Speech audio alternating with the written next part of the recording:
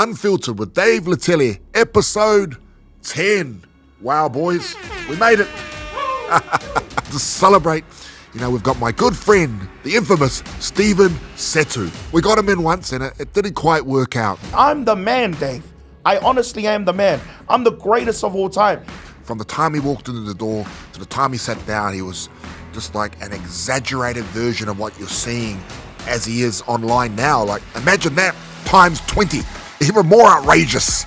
Bro, did you copy my brown butterbean image? No. You even talk about yourself in the third person. And I said to him afterwards, no one's going to sit down and listen to you screaming down the mic for 1 hour. It's just not going to work.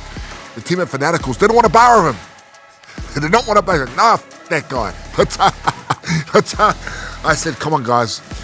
There's more to this. I think you're going to be really surprised by this conversation I had with Stephen Setu. A genuine chat about life, about, his upbringing, single mum, the trials and tribulations, the ups and downs of life, how he got into this content creating and creating this persona that he has. So don't forget to like, comment, share this conversation far and wide. More people need to see the real Stephen Setu. Enjoy.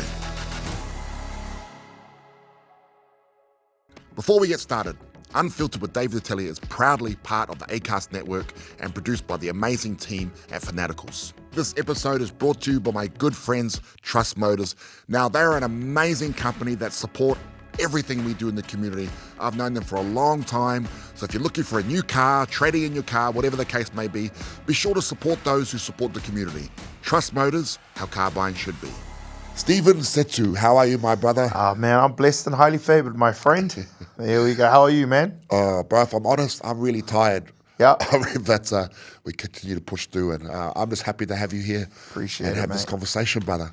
Yeah, you've thanks, been all man. over the socials lately with Mark Hunt. Before we deep dive into that, I really just want to, go back a little bit. Yes, sir. And, I want the people to hear about, Yeah. the Stephen Setu before now. Yeah. Well, the Stephen Setu before this, a lot skinnier. Bro, where did you grow up? Yeah, well, I grew up in American Samoa. I was born in American Samoa. Solo mother, 6 kids. Never really knew my father. Father left my life when I was about 5 years old. We played the game hide and seek, and I think he doesn't know the game is over now. Never came back. Yeah, he never came back. He said he was getting the milk, but I don't know where he went. But in saying that, I was raised with a solo mother, 6 kids. Flew over here to New Zealand. But back in that time, you didn't have to have citizenship. You could come under your mum's citizenship. Yeah. So, I came here with my family and raised here. Basically, in West Auckland, mate, my whole entire life. Yeah, just a Samoan boy. Yes, big family, no father. 6, so how many brothers and sisters? So there's 3 boys, including myself. That makes a 4. And then there's 2 sisters. So older sister and, younger sister. So I was raised by a lot of powerful women, or just a lot of women. My mum and my sister. I mean, jeez. That's, your mum must be very strong, bro. That's tough, six children. Yeah. But you know what? I also do think that it had to happen. I think when I was young, I didn't realize. I thought that I didn't know the difference, right? Well, I thought I was handicapped in the way I didn't have my father. I thought that it was gonna disable me from being a person of value, because I thought, your father gives you identity and everything. But obviously, age builds perspective. And then I got to realize that I'm actually glad that it happened this way, right? Because I feel like with my mother there, she's taught me a lot of values. And I also feel like my mother has given me that sort of balance between masculinity and femininity, because she had to play both roles. So it's just been so beautiful. I would never trade it. If God came to me and he said, would you like to restart your life and grow up without a father, grow up with a father, I would probably say no, keep it the same way. Sounds cliche, but I feel like, these scars are what made me today. But yeah, no, I would prefer it this way. And I would always choose my life the way how it's played out. What's the biggest value or the most important value your mum's taught you? I think she said never navigate from God.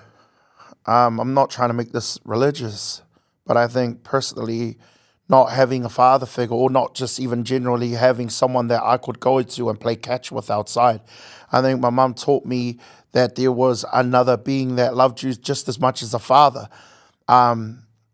But also at the same time, I think it was just because my mother was surviving, just trying to be a parent. I also think she was looking after 6 kids, trying to do her own degree.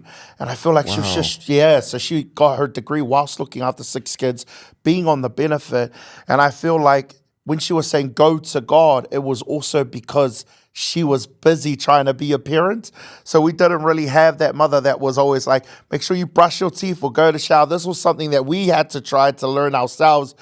But, obviously, like age builds perspective, and I can look back now and I can just say that she was just trying to survive, trying to look after us and try to get everything going. She was in a 15-year marriage, and this man just leaves her for, a whole new family in Hawaii. And, so my mother's going through this heartbreak looking after 6 kids. She thought my dad was going to venture over to America to go and do this job opportunity, not knowing that he was going there playing family man with other women. So How did that make you feel at the time? I think it gave me a lot of resentment, made me really, really mad. It pissed me off because I saw my dad as a hero. I saw him as a Superman, and for him to just leave my mother like that. But I didn't realize this when I was young. When I was young, I always still saw him as a hero. I would be like, Mom, when is Dad coming back? When is Dad coming back? But it was kind of hard because I looked like a spitting image of my father. So there was one point of my life when my mom couldn't even look me in the face. She couldn't even stare at me in the face. There was a certain period of time that she's admitted to me when I got older. She said, son, I couldn't look at you because I felt like I was looking at my ex-husband at that time. But for me personally, I feel like it left a big hole and a big gap in my life. But it's been the greatest thing. It's been the greatest thing because it's taught me how to love more. It's taught me how to relate more with women and just in general. And I would argue that it's probably made me even more like social. Because I had a very hardcore Samoan father that was like, shut your mouth, don't talk, talking is like very feminine. You can't do none of this. But it's funny now that my job is talking. Yeah. I built a career on talking, mate. Now I'm talking with you, buddy. See how the full circle of life happens, right? Funny thing is, when you're young and you're still looking at your dad that way. I mean, right. We had a similar. I mean, my dad was, he was in prison and I was living with my grandparents. Right. And I was always wondering when he's getting out, When's he getting out? When's he getting out? And but at least he did come back, But I never forget, bro, when he rang my grandma and hardcore 7-day Adventist Samoan grandparents, 100. Strict. Anyone who knows 7-day Adventist knows it's strict, and you add Samoan to it's about 1,000 times stricter. Yeah. But I never forget the phone call when he actually rang them up when he got out, and I was wondering when am I going home? Yeah, and it broke me when I didn't go home straight away. Right. Yeah. So, but 100%. Your mum is amazing. Definitely, it's always the woman left to sweep up the pieces. Correct. And I would say that women are the true superheroes. And in saying that, I'm not saying that fathers are not, because obviously there are solo fathers out there, and congratulations to them, and I admire their work ethic to look after their kids and everything like that. It's beautiful. But for me personally, I feel like the true superheroes are the mothers out there, because I can't imagine how my mother did it. There are people that complain looking after one kid, let alone 6 kids. And this is a Samoan lady without no qualifications, no nothing, looking after 6 kids with her heart broken. And I can only imagine her mental health at that time, So, and she got a degree whilst doing this. So she would wake up in the morning, she would make our lunch, drop us off to school, she would walk us to school. Once she gets to school, she would catch the bus from Avondale all the way to the city to go to University of Auckland. Wow. Go and do her stuff, come back, pick us up, bus back, pick us up, walk us back home, and then she would make our dinner, put us to sleep, and then she would go back out to the library, because you have the library's 24/7. You got a fob key, so you can always scan yourself in. So she would do this on a daily basis. And I remember asking my mother, I said, Mum, obviously not when I was young, because none of this you don't understand this realise when it, you're yeah. young. I just saw, where's my mom? She's just like, is she leaving me too? Like, she's never here. And even my neighbors, they're like, Stephen, where's your mom, bro? And I was like, I don't know. She's gone. Not knowing the whole time she was just trying to get a degree. And I said, Mom, why is it that, I go, why is it that that made you get a degree? And she said, because I didn't want your dad to win. Wow. And I think knowing that she didn't want her dad to win was one of the most beautiful things, because I feel like a lot of times people feel like they need other people to feel complete. And my mom knew that she didn't want to show us that you needed anyone. She just wanted to know that you can always move despite it. And I think that extrapolates out to how I am now in terms of social media, being one of the most controversial figures online. I always say, if I pump the same blood that pumps in the heart of my mother, that comes within me. So my mother, I use her as a sense of motivation to push through life. Yeah. Yeah, and I always say greatness comes from struggle. Yeah. Yeah, it really does if you embrace it. 100%. I would argue that I prefer the struggles more than the limelights, because it was only through the struggle I found me. It was only through the struggle I found God. Matter of fact, it was only through the struggle I found life. And I've said it to a lot of the like Manu Vatuve, who works with us now. Yeah. And obviously gone through a lot of struggle. And I said, bro, have a look around who's here in the struggle. And those are the people you keep. Yeah. There's not many left. Yeah. That you find out who your real friends are when you're going through the tough times. There was this thing that I remember was like, you're blessed to be broken. And I think a lot of times people think brokenness is when you're at your weakest. I think it's when you're at your strongest. Yeah, and you gotta, in order to appreciate the sun, you need to go through the rain. And I feel like the reason why I appreciate life now is because I know where I've come from. And that's where I try to anchor myself a lot now, especially when I get heat online, especially when I go through tough times. I always realize who I am in the midst of struggle, and what the little victories that I've overcome in my life. Because like some people think I'm a TikTok overnight sensation. As you know, I've been on the line for almost 15 to 16 plus years. I think TikTok just pushed me now. But yeah. So everything comes around full circle, I guess. Yeah. And so growing up out west, where did you go to high school? What did you do in those years before you got into the social media? What were you up to? I loved acting, man. Yeah, I was one of those kids that would go to school to eat my lunch, obviously, but then I would also go to drama school, and the drama class was funny. I failed in I remember the first day my mom took me to a parents' interview, I failed every subject, but I passed drama. and now to think about it, my whole life is drama. But, I was doing drama, passed in that, and I wanted to be an actor. Then I went into Excel School of Performing Arts. Then I went into acting school. I was in Unitech Acting School. And I dropped out of university. I didn't finish my degree. And I just knew that one day that I was going to be in front of the cameras. I just knew it. So I think what I'm doing now is sort of using my qualifications, because I feel like there is a person behind that persona online that people see. So I'm glad that these avenues like this, where they can see a little bit more deeper into the person behind the camera. But yeah, that's me. And bro, it actually reminds me of the whole butterbean thing. Yeah. How everyone hated my guts. Yeah. Well, most people did. But it was just the character, a persona. Yeah. A little bit of, you have to have, so you got the real, the Stephen Setu, like me, Dave Natalia. Yeah. There has to be a little bit of that in you to play the character so well. Right. Yeah. So when did you start getting into this? When did you figure out I can make something of the social media? I think when I think back to it, I was like, how can I push the algorithm? And I think TikTok is one of the greatest algorithms ever. I think they've changed the whole world of algorithms. If you look at now, YouTube does YouTube Shorts, Instagram does Reels. So I feel like everybody now has TikTok brain. It's endorphins after endorphins when you keep swiping. And I just said, man, this is my chance. Because I've been online for over 16 years and nobody watched my stuff. So you were grinding for 16 years. Talk about that.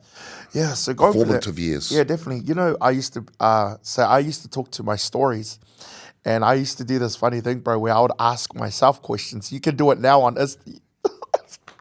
This is embarrassing that I'm even having Mate, to admit we've this, all bro. been there. Right? So I would get on the camera and I'd be like, hey, everybody. So a lot of people's been asking. Bro, we've all been there. Yeah, bro. And then I go, a lot of people's been asking me, what do you want in life? And blah, blah, blah. And then I would be like, maybe I could find a woman like this. I would write my own questions like, are you single, Stephen? And then I'll be like, that's a great question. Actually, so the thing, but it's crazy when I think of it. I feel like as much as that was like little white lies, I honestly think it was manifestation, mate. Because I was giving it out to the world. I always knew I would be speaking to thousands of people. And I always knew my words would influence people. But yeah, so just going through that and constantly doing that. And then once TikTok, I think it was because I watched the show. I think it was Ellen DeGeneres or something. And this guy came on and he said, I blew up overnight because I did this weight loss thing. And I said, you can blow up overnight? You can get 1 million followers overnight? So I said, okay, I'm going to do a weight loss thing. And that didn't blow up. So I was like, damn, what am I good at? And this is a great, hopefully this can inspire someone, is I realized I couldn't create content, so I just be the content. So I was like, well, I got opinions. And I got 1 million opinions. I could have an opinion every single second until I die. So I said, okay, well, I'm just going to start complaining about things. And then as soon as I start complaining about things, people said, well, I can relate. And then, yeah, I think that's when it just blew up. And once I started complaining about things, and then I just went into food reviews and then sponsor deals and things like that. Yeah, it's crazy how it's blown up. Yeah, it is. It is crazy. It's pretty amazing watching it. Was there any point in those early years where you thought, it's just when it wasn't popping off? Did you ever think that this is not for me? I always knew my name would be in bright lights. I always knew I was going to be in front of the camera. I just didn't know when. But I guess for me, I was always grateful as well because I still remember the first time I got my first 100 views and 10 likes. I called my mom. I said I made it. And this is an actual story. I said, Mom, 100 people just watched my stuff and I got 10 likes. And I was recording from a microwave, bro. I still remember. I was like, man, now if I see 10 likes on my videos, buddy, I think I'm going through a midlife crisis. But it's just crazy how things have come from. But I think we're living now in an age now where you can be anything you want to be now. And there's no excuses now if you really want your name out now. I find it surprising now when people say they can't make a life out of them or achieve their dreams. I think social media is the voice for civilians. I think it gives you a voice now, and everybody has a community now. So it's just beautiful that how social media can make somebody 30 years ago, if somebody was a millionaire and somebody had to describe what a millionaire looks like 30 years ago, you would say it's an old fella in a limousine, everything like that. Now, a millionaire now in this generation is a kid who plays Fortnite in front of his TV screen. So it's just crazy. And I think there's no excuses now to get your name out there. There's so much power that comes from your phone. You were talking earlier, off air, where you were saying, talking about my journey. You said, Yes, sir. you were one of the first influencers. And I Yes, never sir. thought about it because you said you were one of the first influencers before it was even cool. Correct. I didn't even think about it like that. 100%. You're the OG. You're one of the first people that did this before it was cool, before it was trending. Everybody now wants to be a social media influencer now. Everybody, from a 5-year-old all the way to somebody who's in their 40s or 50s, everybody wants to be in front of the camera. But you're doing it before it was even a thing. You're doing it before you could even monetize on it. I'm still trying to figure out how to monetize. So it's you got to pay homage to that. You got to pay respect to the people that's been doing it long before it was even a thing. Now, see, back in when you started walking around with a camera around the mall, people were like, weirdo. What the hell is this guy walking around with his camera talking to himself? It's like, is he all there in the brain? But now you go around the mall, you see everybody walking around with a camera, everybody putting their phones up. It's really interesting, bro. When we're training, back in those days, filming all the training, trying to edit it, using, not even knowing how to edit, but doing all the stuff. Right. No one was filming in the gyms. Right. So now everyone's like, there's tripods everywhere. you know? Exactly. Everybody wants to be in front of the camera. So, kudos to you, man. But like, you're the one that paved that way without you even knowing that you paved it. Yeah, when you say I don't even realize it. Yeah. There you go. So now, hopefully we can be at the same level. Because I looked up at you, bro. I did, and you know that I did for a long period of time. I looked up to you, man. But I think now it's great that life has just come around, and I'm in a position now where we meet again, where I'm a lot bigger. So maybe we could do something. We can help me lose weight, man. I'm sure there's something we can. You're on that journey now, bro. Tell it. You probably can't tell too much, but about this running. I saw you have an argument with Mark Hunt, and I was going, no, Stephen. Yeah. Talk to us about that. Yeah, so me and Mark Hunt, we had a bit of a drama online, but that was all marketing. It was a marketing advice to get people on, and just how we thought. We baited everybody in. But yeah, no, I had a good conversation with Mark, and he basically said, you're going to die, mate. He said, you're fat. You're going to die. And for me, I feel like it's very hypocritical for me to be blatant with advice, and I can't take it. So when he said that, I think that was the first time I've ever heard someone say you're going to die. Because usually people say, oh, you're great. It's good. Do you feel happy? And I would be like, yeah, I do. So he told me you're going to die. And ever since then, I put it out on social media because it keeps myself accountable. Because I've noticed I thrive when I get a lot of hate. So I know that I'm like, okay, well, now I put it out there.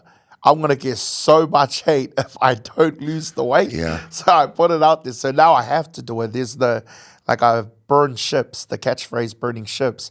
It comes from, when voyagers used to go over to another country and they wanted to take over that country, they would burn their ships. And the reason why they would burn their ships because they're saying, we're not going back to our country. We're taking over this. So that's what I did. I just posted up that video and I was like, I'm burning my ships now and there's no going back. I got to do it now. So yeah, I've been on it for 3 to 4, 5 days now. I think it's 4 days. And you're looking better today than when the last time I saw you. Yeah. Even just the way you're moving and breathing. Yeah. So good on you, bro. Just got to stay consistent with it. Mark Hunt is not someone you want to make angry. Yeah. I had the real privilege of training with him in the early days. Sure. He trained with Alex Flint. And this is real early on my journey. And I didn't come to training one morning. So I see him the next day and he goes, oh, where were you? And I started to talk about my excuse. And he goes, no excuses. And I went, fuck, you're right. There is no excuse. I was just fucking tired, Yeah. And that's where I got the whole mantra of no excuses. It was from Mark Hunt. I credit that to him. I've told him that's where the mantra came from that we built BBM on. No, it's like, you come into BBM, you might have sore legs and you see a guy with one leg doing one-legged squats and one-legged burpees. It's just, there is literally no excuse. Yeah, I've realized one man's excuse is another man's reason. You got one person that's coming and say, I can't lose weight because I have kids. And then another person says, well, I have to lose weight because I have kids. So it just depends whether you use your situation as a reason or as an excuse. So I used to say I don't have time, but I need to lose weight because I do have time. You know what I mean? So there's a lot of things that you just have to divert it in a different angle. Well, the thing is, Bo, is that all the success that you're getting now, it's worth nothing if you don't have your health. Yeah. They said you could have 99 problems until you get diagnosed with something and you only have one problem and everything else just falls away. I was watching something with The Rock. He was saying on his Instagram, he was on a plane and apparently the plane was going to collapse, and the pilot came to him and told him, and The Rock said that he was looking out the window and he said the only thing he was thinking of was just his family, his life, or his $1 million and all of that. Nothing was there. And that's sort of how I feel now, where it's just I got to focus all on my health. Because if my health goes, it's gone. And also I feel who am I to tell people to get the fuck out of your feelings and to be better if I'm eating all the time? I feel it was very hypocritical to me for me telling people, get the fuck out of your feelings. Don't let emotions get the best of you. And I can't even say no to a fucking cheeseburger. So I just knew, I was like, bro, there's no substance yet. Until you get that transformation, then I feel you have some sort of substance, because some people will never listen to you, but they will see you. And it's kind of hard taking advice from someone who's 220 kilos and saying to you, feelings will never control your life. And he looks like he can't even say no to, like, piece of fruit. It's a really bad thing. I went to a health meeting in a region, and I met with all these people who were in charge of health. Yeah. Not one of them was even trying to be healthy. It's not about having a six-pack. Yeah. It's about being on your journey. Right. And you're trying to be healthy. Because then when you're giving advice and you're making decisions, you're making it from the point of view of someone who's actually trying, not from someone who's being lazy. And I looked at them like, shut the fuck up. Yeah. I'm not listening to anything you guys are saying. What a load of rubbish. So I'm so happy, bro, that you're on that journey now. Yeah, and that was one thing my cunt also said to me. He was like, he said to me, he goes, Stephen, you need a bit of substance, and the only way you can get substance is in your physicality. Because, like I wouldn't, like, why would you take advice from a homeless person telling you this is how you be rich? Yeah.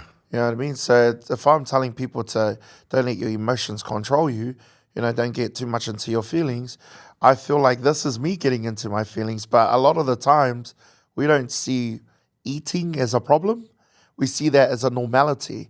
So a lot of people don't make it a problem. But I didn't know that. I had a friend that said to me, Stephen, you preach about saying you're not depressed, but your depression shows through your fat. Your depression shows through your weight loss. And it was like it didn't give me a brain hernia, but it was just something that popped in my mind. It's so true. Yeah. I struggle with food, like a lot of us. Yeah. And it's my vice. So, I don't drink, I don't do drugs, but when times are tough and I'm having a bad day, and I've talked about this before, I was having a good day on my way to the gym, and then something happened, and I was just pissed, turned around, went straight to the drive-through, got me like 4 Mac attacks. Wow. That's 8 Big Macs. That's crazy work. And it's self-harm. I know what I'm doing. Yeah. For a fat guy, bro, that's a lot of food. Yeah, that's crazy. But it's self-harm. Yeah. But no one thinks it is. Yeah. So, so I drive, this is in New Lynn, so I park up by that, and they know your by face. the library, and I'm in my car, and then I'm scoffing my face, and then that old school cafe on the left here in front of that community centre, right. And they're looking at me, and I go, oh, shit. So I drove down, and I went to a car park somewhere, and just like quietly, and I know what I'm sabotaging myself. Right. And I rang my friend who used to be a meth addict, and I was talking to him about it. And he goes, bro, you're relapsing. Yeah. And it's, so what your friend said is so true. Yeah, 100%. That's how we're dealing with our emotions. Correct. And I feel like it's become so normal and it doesn't get heightened. Like, this whole gambling situation now, where how it's becoming viral now, how they're cracking down on influencers promoting gambling. I understand the concept because they're saying you're promoting gambling to our people, and our people are having a problem with gambling. But I would also argue our people are having a problem with obesity, and I think obesity is a bigger problem than gambling in our community. But nobody gets mad at the influencers promoting food. I promote food all the time. Not one time has anybody's ever said to me, Stephen, you're the reason why I'm getting fat. No one has ever said that. Soon as you promote gambling, it's like, you're the reason why I'm broke. So they heighten gambling more than they do obesity, because obesity is normal. Obesity is not a problem. Everybody eats. Everybody gets fat. So that's why they don't really put too much stress on it. But I would say it's probably the most silent killer. It's the silent killer than alcohol and everything. It's a real epidemic, especially type 2 diabetes in our people. Yeah. They say like 70% of Pacifica adults are obese, but you've only got to walk around any poor area and realize much worse than that. Yeah. So good on you, bro. Appreciate good on you, it, man, for being on the journey. Talk to us just quickly about, I see online now, this influencer fight card you're trying to do. What's going on there? Yeah, definitely. So me and Mark are currently in conversation about it. Obviously, nothing is cemented yet. It's just ideas thrown around. But I was thinking, mate, you got the pool, you got the connection. I think start something, do it a charity event, all proceeds go back. Let's do it. I'll reach out to Mark. Let's make this happen. That's what I'm saying. So who do you want to fight? To be honest, I would love to fight Wolfgang. If Wolfgang doesn't want to get this work, I would love to fight Ed Rivera. You know, if he does. I would like to fight It somebody, started with us. or even Javier. I think for me, is somebody that's big. It'll be a good motivator for you, Yeah. you both, whoever you fight, to lose, get healthy. Yeah. And you know what? I think, because I've had one boxing match, and obviously you had, I feel like there's no other crazy experience than having a fight. Because when you're in there and when you're in the ring, nobody can back you up, mate. It's just you and your hands do the talking. And it's so scary, but it's so riveting and amazing. And It's a good feeling. Yeah, it's a good feeling. So, Unless you haven't done the work. yeah, unless then When there's nothing worse than you taking deep breaths and you look across and the opposition looks fine. Yeah.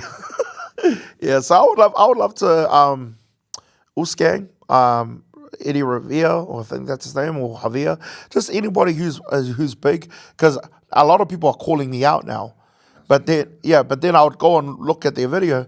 Mate, they're like 90 kilos, buddy. I'm like, come on, man. At least give me a break, mate. Like, I'm going to tire out the first round. And it would be a really, I'm going to look into this because it would be a great idea, a great way of us raising money for our work. Dave, if there's anyone that can do it, it's you. I honestly believe it. You got the connections, you got the influence to make all of this work. And I really know, because look, your podcast is becoming the influencer podcast, man.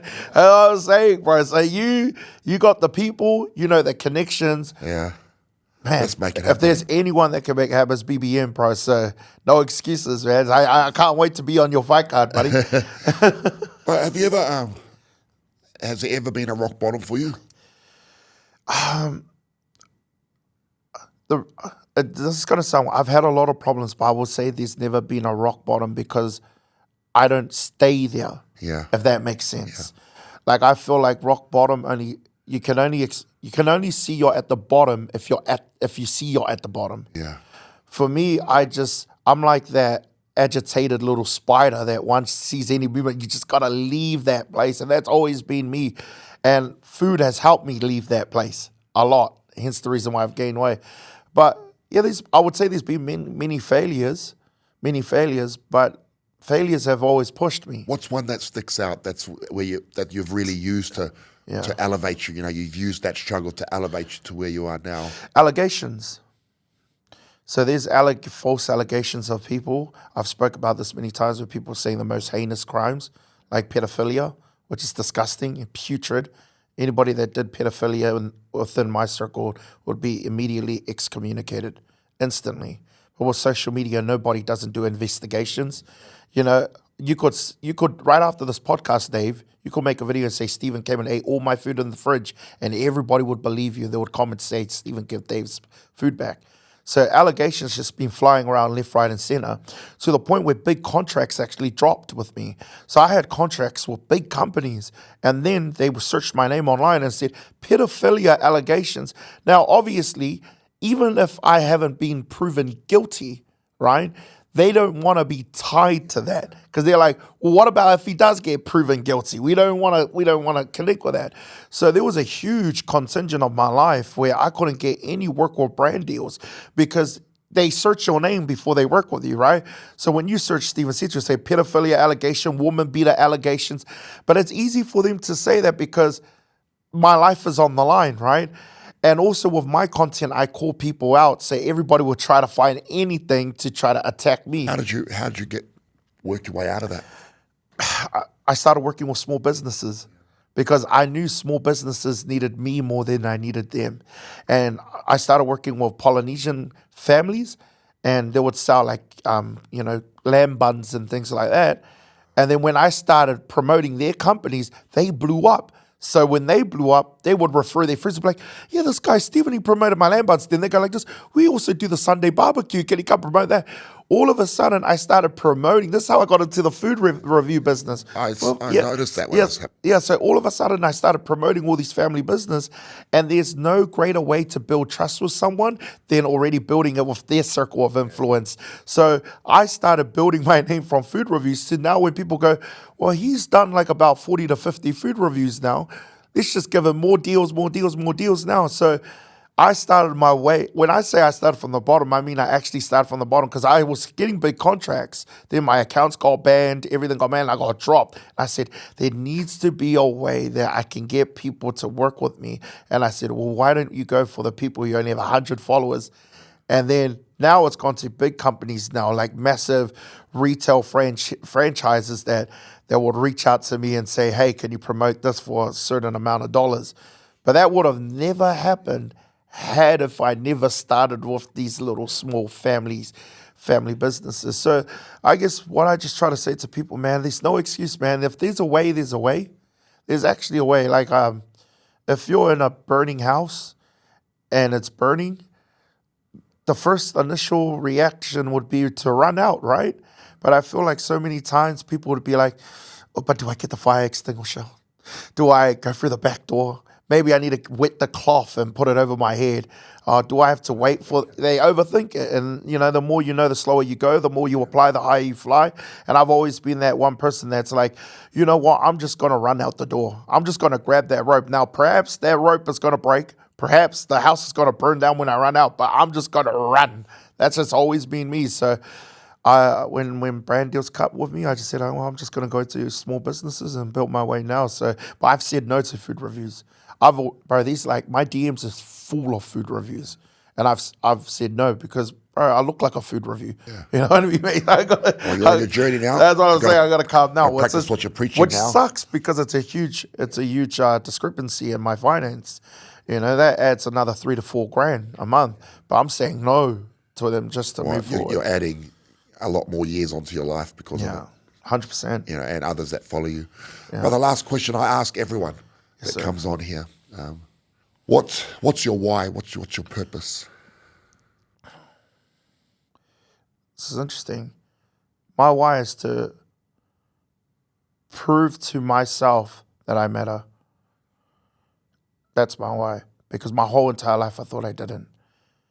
And my why is to prove that I am great and that I can do this and that I am awesome and that I do matter in this world. And that's what pushes me every day. I will not settle for anything less than emperor. I'm going to keep going, and I think that's what pushes me every single day. So my why is just to prove the haters wrong and prove myself right every single day. My why is me. It's a powerful why, brother. It's a powerful why.